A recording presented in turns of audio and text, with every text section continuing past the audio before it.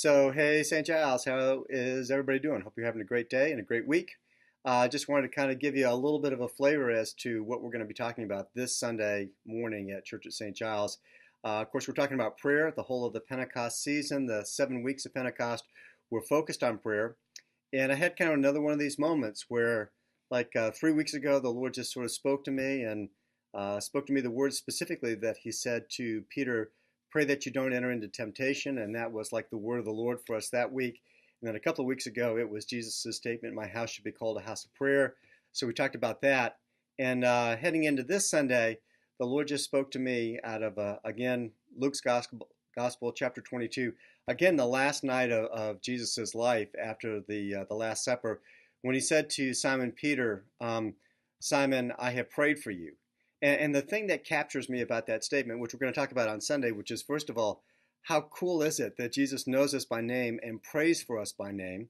That's pretty awesome and pretty comforting and encouraging, because I'm pretty sure that God the Father answers Jesus' prayers.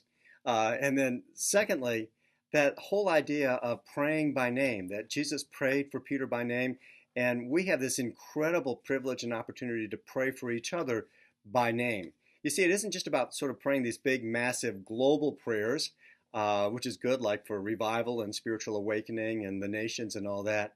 Sometimes the most powerful prayer that we can pray is, in fact, a little prayer, or maybe I should say a specific prayer, or even more specifically, when we pray for each other by name.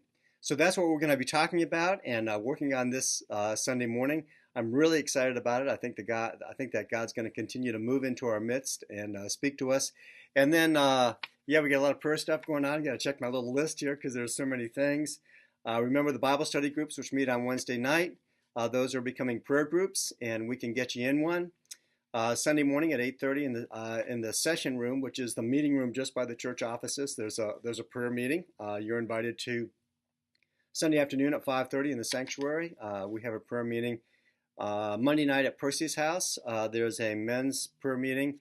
There are other prayer groups that are meeting throughout the week, and you can call the church office and we can help you get connected. Of course, Ernie's team is doing a great job with devotionals, keeping us focused on prayer. And let me reach over here. Am I holding this the right way? How do you do this? Okay, there we go. I just hope you're getting into the Tim Keller book on prayer. It is so good. So many people have grabbed me and said, this is great. And by the way, don't feel like you have to read it in huge chunks. I mean, if you read a couple of pages at a time, that's awesome. You don't have to be in a rush or a hurry. But don't neglect this. This is a great book on prayer. So anyway, as I said earlier, Jesus said, my house should be called a house of prayer. We're working on that, and we are experiencing the blessing. God bless you. Have a great afternoon, and we'll see you Sunday morning.